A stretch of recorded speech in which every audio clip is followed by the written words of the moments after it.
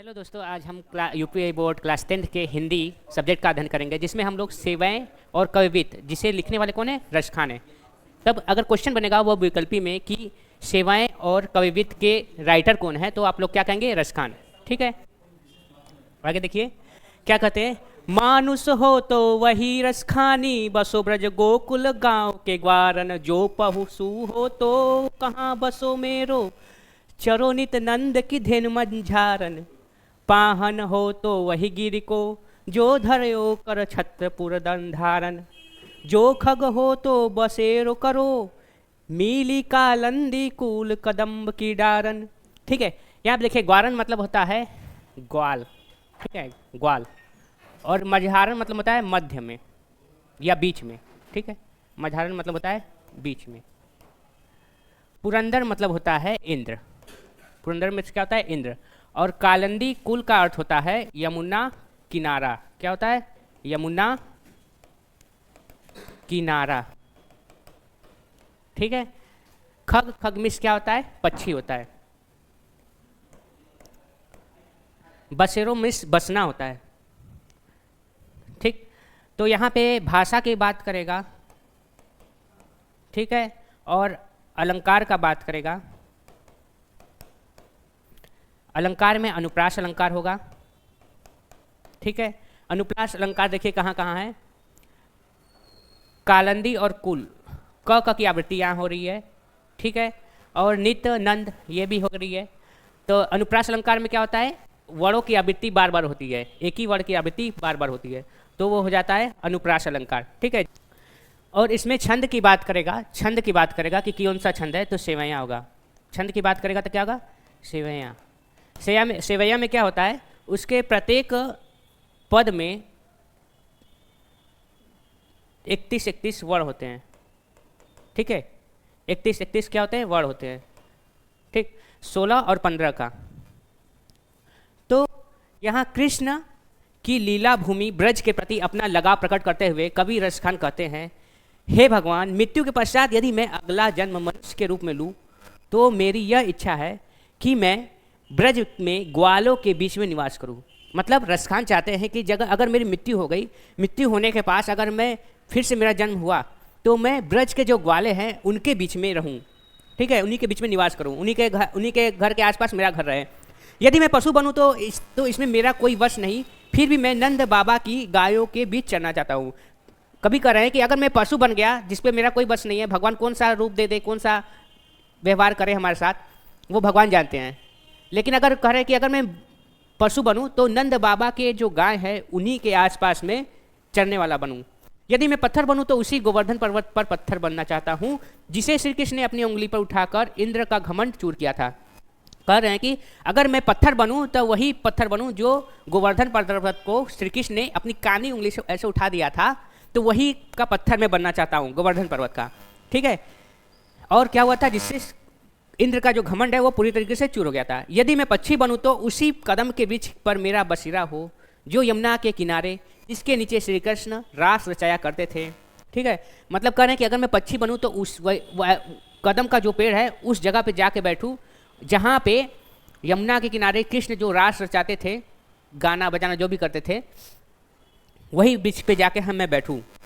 वह हर रूप में अपना आराध्य श्री कृष्ण के ही समीप रहना चाहते हैं। मतलब रश खान जो कर रहे हैं कि वह पूरी हर तरीके से श्री कृष्ण के ही समीप रहना चाहते हैं।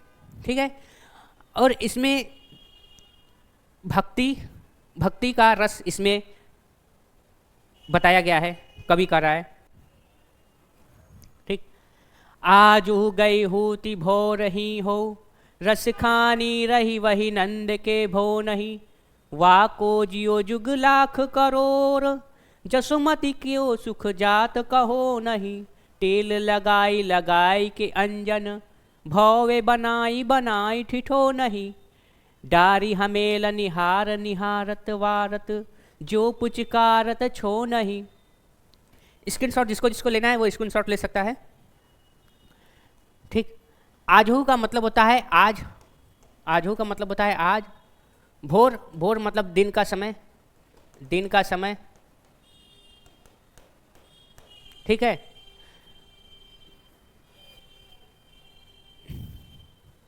ठीठो नहीं और छौ नहीं, इसका भी देखिए ये भी बहुत इंपॉर्टेंट होता है, जिसका अर्थ है काला नज़र का टीका। जैसे छोटे बच्चे होते हैं तो उनके ऊपर टीका लगाते हैं ना, काला टीका, ठीक है, काला टीका नज़र वाला, ठीक है, जो बच्चों को लगाते हैं।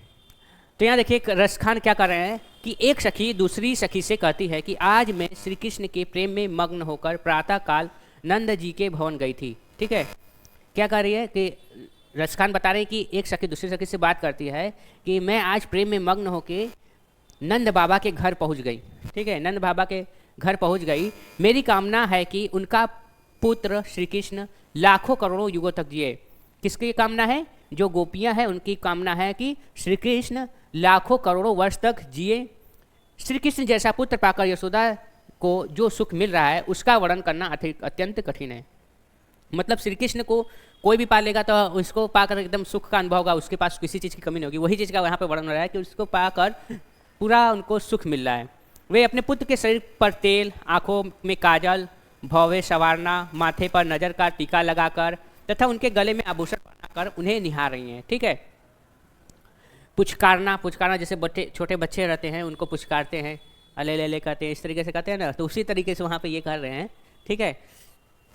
तो यहाँ पे क्या हो रहा है? पुत्र के शरीर पर तेल लगा रही हैं, तेल लगाने के बाद आँखों में काजल लगा रही हैं, फिर भौवे संवार रही हैं, भौवे भौवे ये जो है ना उसे सवार रही हैं, माथे पर नज़र का टीका लगा रही है। माथे पर जो काला टीका होती है मम्मी लोग सभी लोग को घर में बच्चों को लगाती है, छोटे बच्चों को ना, उसी तरीके से यशोदा माता भी श्री कृष्ण को टीका लगा रही हैं और उनके गले में आभूषण पहनाकर उन्हें निहार रही हैं। फिर उनको लास्ट में गले में आभूषण पहना रही हैं। फिर वो पूरी तरीके से तैयार हो गए हैं तो एकदम वो अच्छे लग रहे हैं, वो निहार रही हैं और उन पर बलिहारी जा रही हैं तथा उन्हें पुचकार रही हैं, ठीक है। उन्हें बलिहारी जा रही हैं और उन्हें पुचकार रही हैं।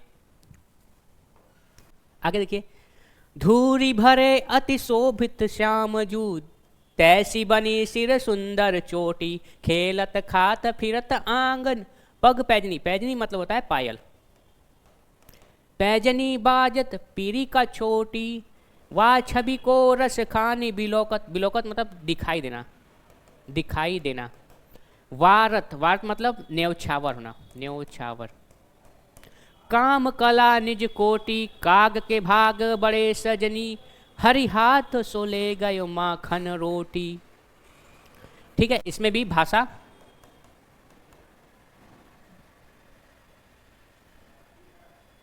भाषा और छंद, छंद में सेवैया हो जाएगा,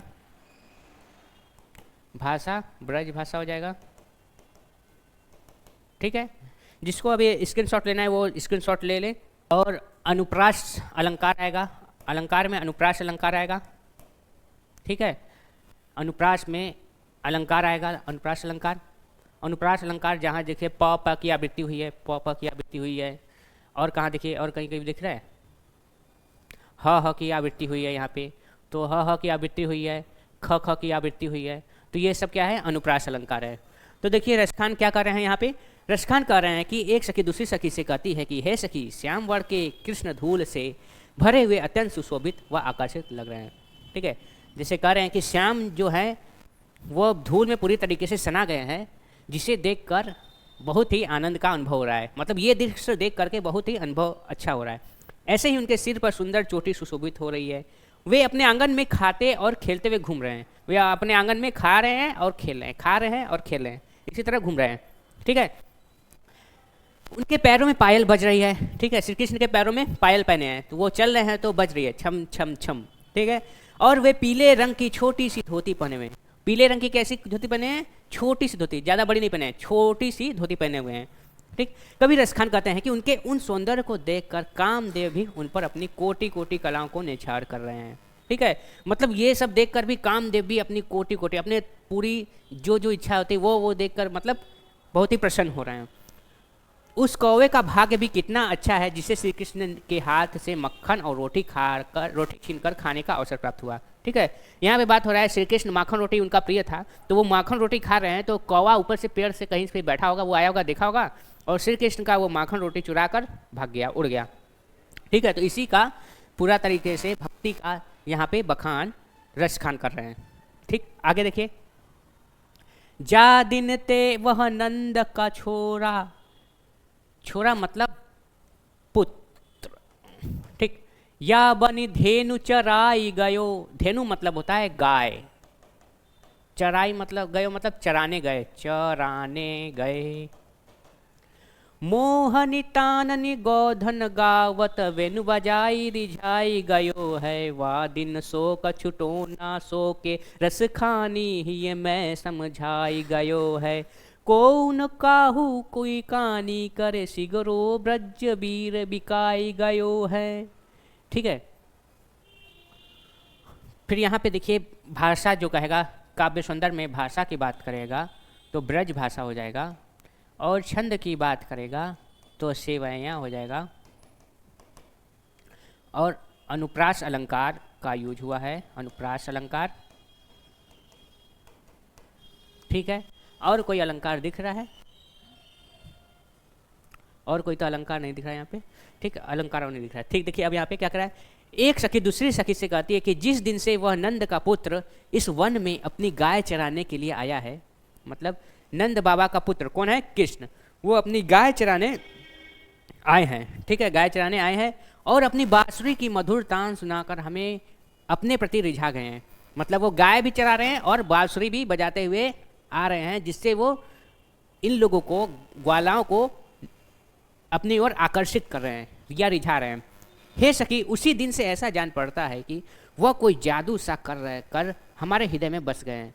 मतलब उसी दिन से ऐसा लग रहा है कि वह हमारे ऊपर जादू कर दिए हैं, उसी दिन से हमारे हृदय में बस गए हैं, अर्थात श्री कृष्ण के प्रति हमारे हृदय में प्रेम समा गया है। हे सखी, तब से कोई भी किसी की शर्म नहीं कर रहा, कोई भी गोपी किसी की भी मर्यादा का पालन नहीं कर रहा है। मतलब जब से श्री कृष्ण को देखा है तब तो वो ना वो कोई शर्म देख रही है ना कोई हया देख रही है, बस श्री कृष्ण की ओर दौड़ी चली जा रही हैं।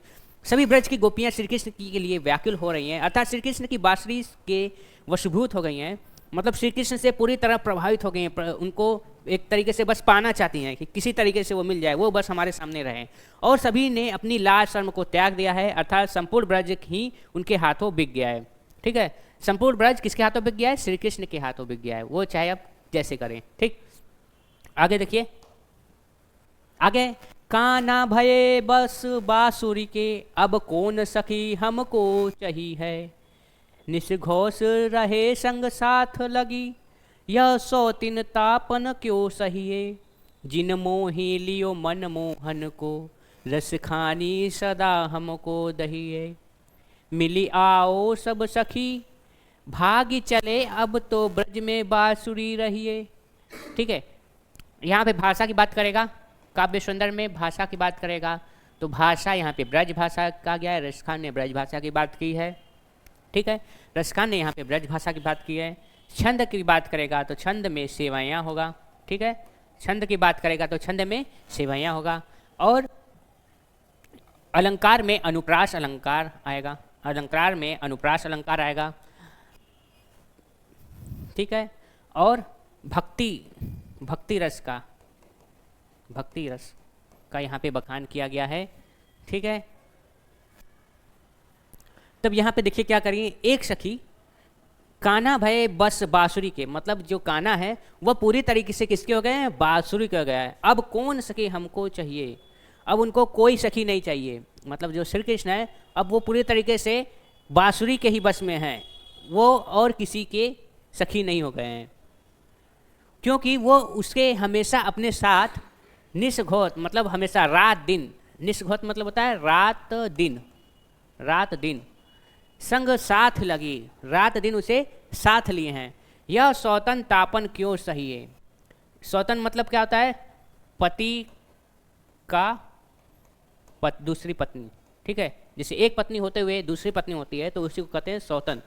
तो यहाँ पे सौतन क्या बन जा रही है? बांसुरी को बना दे रहे हैं। ठीक है, एक सखी दूसरी सखी से कहती है कि हे सखी, श्री कृष्ण तो उनकी बांसुरी के पूर्ण रूप से अपने वश में कर लिया है, अब कौन चाहेगा और हमसे कौन प्रेम करेगा? ठीक है, कौन चाहेगा और कौन प्रेम करेगा? वो तो श्री कृष्ण जो है पूरी तरीके से बांसुरी उसे बस में कर लिया श्री कृष्ण को, अब वो उन्हें कौन चाहेगा? उनकी बांसुरी तो रात दिन उनके साथ रहती है, यह तो हमें सौतन की भांति दुख दे रही है। ठीक है, करिए ये बांसुरी जो है ना, इनको ये सौतन की तरह दुख दे रही है, इसे हम कैसे सहन करेंगे? ठीक है, ये कौन कर रहा है? ग्वाला करिए कि इसे हम लोग कैसे सहन करेंगे सौतन को। इस बांसुरी ने मन मोहन श्री कृष्ण को अपने मोह में फंसा लिया है और हमें ईर्ष्या से हमेशा जलाती रहती है। ठीक है, दहाती का मतलब होना है जलाना। ठीक है, कह रहे हैं कि ये हमेशा हमें जलाती है। ठीक है, इससे से हे सखी, बांसुरी ने श्री कृष्ण को पूरी तरह से अपने वश में कर लिया है। यह बांसुरी हमें सदा जलाती रहेगी। आओ हम सब मिलकर इस ब्रज से भाग चलें। कहती हैं अब चलो यहाँ से भाग जाया जाए। ये बांसुरी ही इसे मन में रखी है, वो बांसुरी कला किसी को सोचता ही नहीं है। चलो यहाँ ब्रज से अब चला जाए हम लोग, सभी लोग, क्योंकि अब तो ब्रज में श्री कृष्ण के साथ केवल ये बांसुरी रहेगी। कहते कि अब सभी लोग चला जाए, बांसुरी ही अब इनके साथ रहेगी, क्योंकि वो बांसुरी ही दिन रात लिए रहते हैं। हमारा यहाँ अब कोई नहीं, अर्थात श्री कृष्ण के प्रेम से वंचित होकर हमारा ब्रज में निर्वाह नहीं हो सकता। ठीक है, अब श्री कृष्ण करें, श्री कृष्ण से जब हमें प्यार ही नहीं करेंगे तो हम इस ब्रज में रह के क्या करेंगे। ऐसा कौन कहती हैं, ग्वालाई कहती हैं कि जब श्री कृष्ण बांसुरी से ही पूरी तरीके से प्रेम लगा रहे बैठे हैं, रात दिन उसे ही लिए रहते हैं, हम लोग के बारे में सोचते ही नहीं है, तो इस ब्रज में क्यों रहना, अब ब्रज से चला जाए हम लोग। कौन कहता है, ग्वाला कहती है। फिर आगे देखिए, आगे है मोर पंखा सिर ऊपर रखियो, गूज की माला गरे पही रोगी, ओढ़ी पीतम्बर ले लकुटी बन गोधन ग्वारन संग फिरोंगी, भावत वो ही मेरी रसखानी, सो तेरे कहे सब स्वांग करोगी, या मुरली मुरली धर की अधरान धरी अधरान धरोगी। ठीक, पीताम्बर यानी पीला वस्त्र, पीला वस्त्र। मोरपंख, मोर का पंख, मोरपंख मतलब मोर का पंख।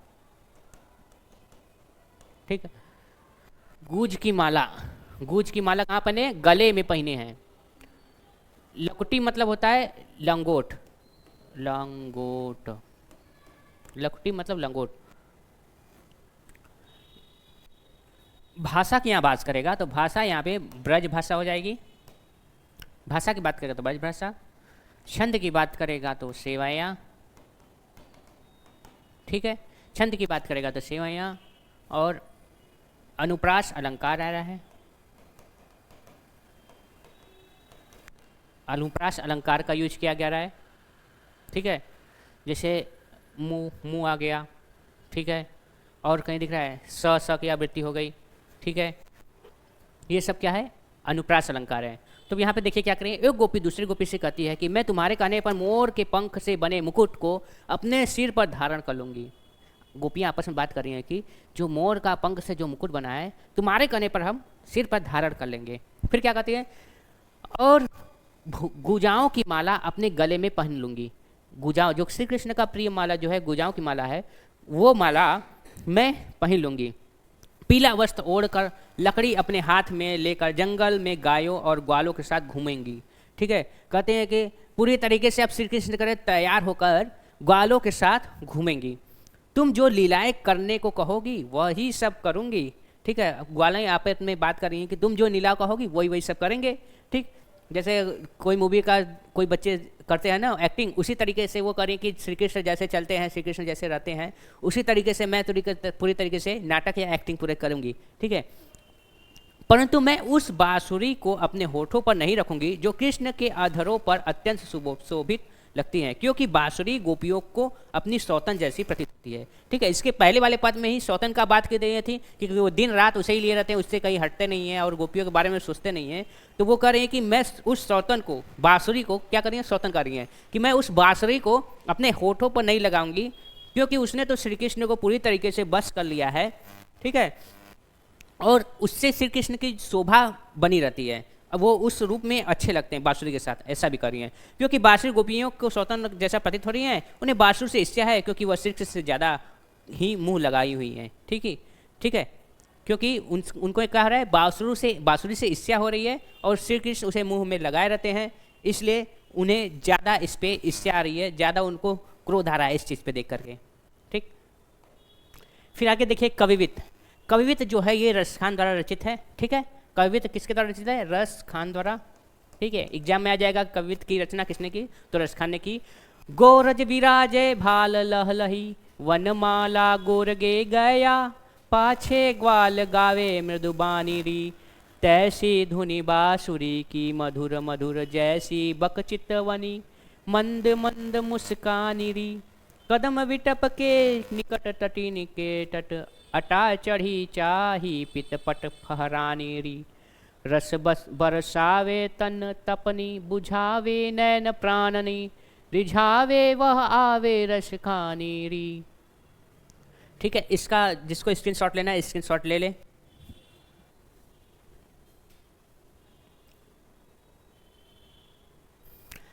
यहाँ पे देखिए भाषा की बात करेगा तो ब्रज भाषा, ब्रज भाषा, काव्य सुंदर में ब्रज भाषा, और यहाँ पे यमक अलंकार का यूज किया गया है, यमक अलंकार। ठीक है, यमक अलंकार कहाँ कहाँ पे हैं? मंद मंद, ठीक है, मधुर मधुर, ठीक है, मंद मंद, मधुर मधुर, और अनुप्रास अलंकार का भी यूज हुआ है, अनुप्रास अलंकार का भी। अनुप्रास अलंकार ग ग की आवृत्ति यहाँ पे हुई है, यहाँ भी गो गय का हुआ है। ठीक है, ये सब अनुप्रास अलंकार है। ठीक, तब देखिए यहाँ पे क्या करिए, गोपियाँ एक दूसरे से कहती हैं कि हे सखी, वन से गायों के साथ लौटते हुए श्री कृष्ण के माथे पर जो गायों के खुरों से उड़ी धूल लगी हुई है वो अत्यंत मनमोहक लग रही है। ठीक है, जब गांव वाले जो गाय अधिक पालते हैं वो चराने ले जाते हैं तो ढेर सारे जब गाय होते हैं तो पूरा एकदम धूल जैसा उड़ने लगता है, तो उनके जो पैर का नीचे का हिस्सा होती है गाय की, तो उसे खुर कहा जाता है। ठीक है, पैर जो ब्लैक कलर का होता है उसे खुर कहा जाता है। उसी से जो धूल उठ रही है, जिससे श्री कृष्ण के ऊपर धूल लग गया है, वो उनके ऊपर बहुत ही मनमोहक हो रहा है। ठीक, और उनके वक्ष स्थल पर वन के फूलों की माला लहर रही है। ठीक है, मतलब उनके ऊपर यहाँ पे जो माला है वो लहर रही है। और क्या हो रहा है, उनके आगे आगे गाय चल रही हैं। ठीक है, श्री कृष्ण के आगे कौन चल रही है? गाय चल रही हैं। पीछे पीछे ग्वाल बाल चल रहे हैं, आगे गाय चल रही हैं, पीछे ग्वाल बाल चल रहे हैं।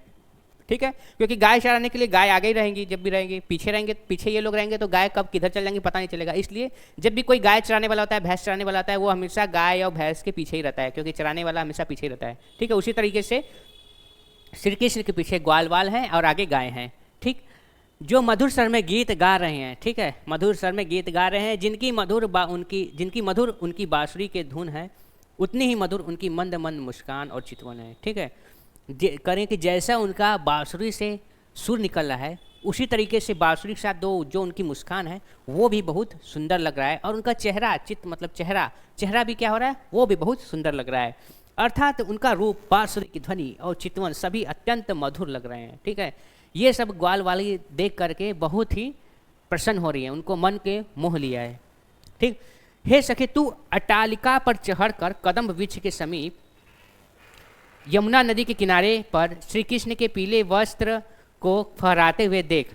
उसे जिस रस की वर्षा हो रही है, उसे आंखों द्वारा देखने से तन पर ताप शांत हो रहा है, और वह प्राणों को अपनी ओर खींचती हुई इस ओर आ रही है। अर्थात रसखान श्री कृष्ण को रस की बरसाते हुए गोपियों की ओर ही चले जा रहे हैं, जिसके उनके तन का ताप शांत हो रहा है, उनका सौंदर्य नेत्रों को प्यास बुझा रहा है और हमें अपनी ओर आकर्षित कर रहा है। मतलब ये सभी सारा देख करके उनका चित्त मन पूरी तरीके से जो है वो शांत हो गया है और उन्हें आकर्षित कर रहा है, उनको मनमोहक लग रहा है।